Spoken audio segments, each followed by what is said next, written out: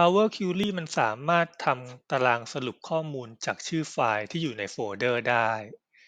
ในตัวอย่างนี้เรามีโฟลเดอร์อยู่1โฟลเดอร์นะครับซึ่งในโฟลเดอร์จะมีไฟล์อยู่หลายๆไฟล์ดังนี้นะครับเราตั้งชื่อไฟล์โดยที่มีข้อมูลตามที่เราต้องการแสดงไว้บนเทเบิลนะครับในเทเบิลนี้เราต้องการแสดงทั้งหมด5ข้อมูลก็คือมี Department Document Code Description Revision แล้วก็ Date ดังนั้นเราก็จะตั้งชื่อไฟล์ให้มันสอดคล้องกันนะครับโดยที่มี document code revision department description แล้วก็ date แต่ว่าลำดับของข้อมูลมันอยู่สลับกันอยู่เราจะใช้ Power Query จัดการข้อมูลชุดนี้ให้ได้ result ตามตารางที่เราต้องการ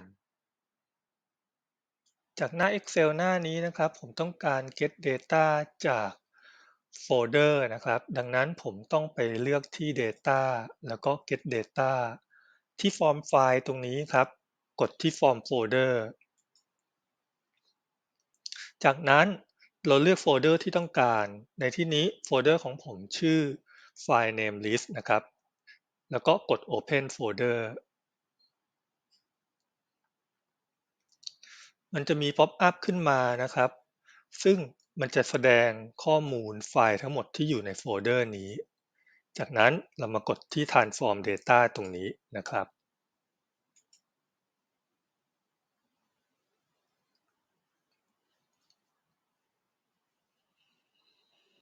ตอนนี้เราเข้ามาที่หน้าของ Power Query แล้วนะครับข้อมูลที่ปรากฏจะมี Content นะครับแล้วก็มีชื่อไฟล์อยู่ในคอลัมน์ Name จากนั้นก็จะเป็นไฟล์ Type นะครับว่ามีไฟล์ Type อะไรบ้างแล้วก็มีวันที่ต่างๆแล้วก็มี Folder Path นะครับว่าดึงข้อมูลมาจากโฟลเดอร์ไหนบ้าง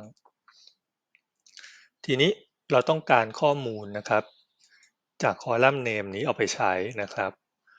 สังเกตที่คอลัมน์ Name ตรงนี้มันจะมีข้อมูลที่เราต้องการก็คือข้อมูลส่วนนี้แต่ว่า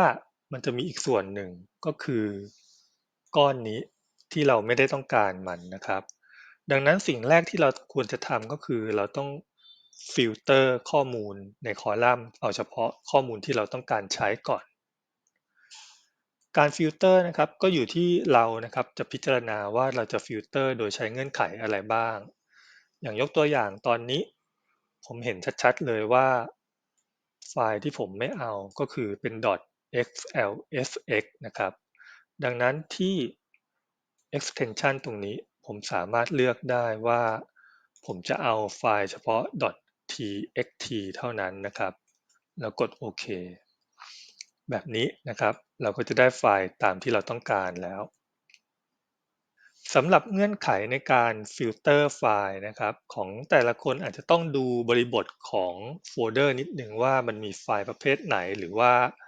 ไฟล์ที่ต้องการมันมีคาแรคเตอร์อะไรอย่างเช่นบางไฟล์นะครับอย่างยกตัวอย่างเนี้ยเราอาจจะใช้เงื่อนไขว่าไฟล์ที่ขึ้นต้นด้วย OS ก็ได้นะครับอันนี้ก็แล้วแต่ของแต่ละคนผมจะลองอีกวิธีหนึ่งนะครับผมลองลบฟิลเตอร์โลตรงนี้ออกไปก่อน ผมจะลองฟิลเตอร์จากชื่อไฟล์นะครับแล้วก็ text filter ผมระบุว่า begin with จากนั้นผมบอกว่าจะเอา begin with OS นะครับแล้วก็กดโอเคแบบนี้ก็ได้เช่นกันครับข้อมูลก็จะมาแต่เฉพาะที่เป็นไฟล์ .txt แล้วมันขึ้นต้นด้วย OS เท่านั้นนะครับ ถัดมาเราต้องการเอาเฉพาะชื่อไฟล์โดยไม่เอานามสกุลไฟล์ข้างหลังตรงนี้เราสามารถทำได้นะครับไปที่ Transform Extract แล้วก็ไป Text Before Delimiter ตรงนี้จากนั้นเราระบุว่าเราจะเอาข้อความที่อยู่ด้านหน้า .txt กดโอเค txt ด้านหลังตรงนี้มันหายไปหมดแล้วนะครับ จากนั้นในคอลัมน์นี้เราต้องการแยกตัวหนังสือนะครับออกเป็นส่วนๆโดยที่เราทำเครื่องหมายแบ่งเอาไว้แล้วนะครับก็คือ underscore ดังนั้นเราจะแบ่งเป็นตรงนี้แล้วก็ หลัง revision ตรงนี้แล้วก็ตรงนี้นะครับแล้วก็ด้านหน้าวันที่ทั้งหมดจะมี5ส่วนคำสั่งที่ใช้นะครับเราสามารถ split column แล้วก็ by delimiter ตรงนี้ได้เลย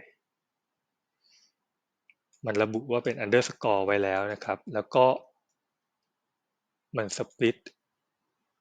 ทุก delimiter นะครับมีกี่อันมัน split ให้หมด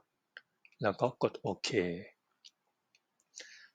ข้อความมันจะถูก split ออกมานะครับตามที่เราต้องการเป็น5คอลัมน์แล้วตอนนี้นะฮะทีนี้สังเกตที่ formula bar นะครับชื่อคอลัมน์มันจะมี name นะครับ1-5อยู่ดังนั้นเราสามารถแก้ไขชื่อคอลัมน์ได้โดยที่แก้ไขที่ตรงนี้ได้เลยนะฮะจะได้ไม่เกิดสเต็ปซ้ำซ้อนผมจะมาแก้ที่ตรงนี้นะครับ name 1ของเราผมเป็น document code แล้วก็ name 2ของผมเป็น revision แล้วก็ name 3เป็น department name 4เป็น description description name 5เป็น date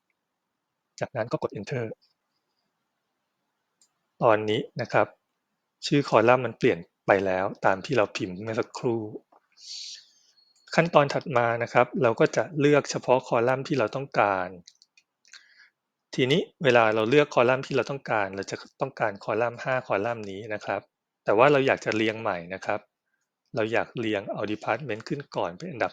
1แล้วก็ Document Code เป็นอันดับ2นะจากนั้นเราเอา Description เป็นอันดับ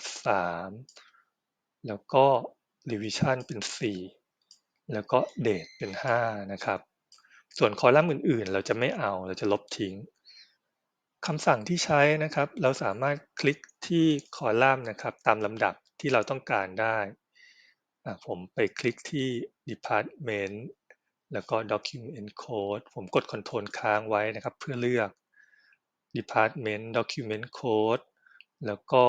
Description Revision Date จากนั้นคลิกขวา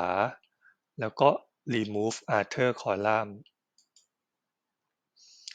ชื่อคอลัมน์ก็จะเรียงกันตามที่เรากดตามลำดับเมื่อสักครู่แต่ถ้าบางครั้งมันไม่ได้เรียงตามลำดับแบบนี้นะครับเราสามารถมาแก้ได้ตรงนี้เลยเราแก้ลำดับตามตรงนี้ได้จะเอาอะไรขึ้นอันดับ1เราก็สลับขึ้นมาได้อย่างถ้าเอาเดทอันดับ1ก็พิมพ์เดทขึ้นก่อนนะฮะ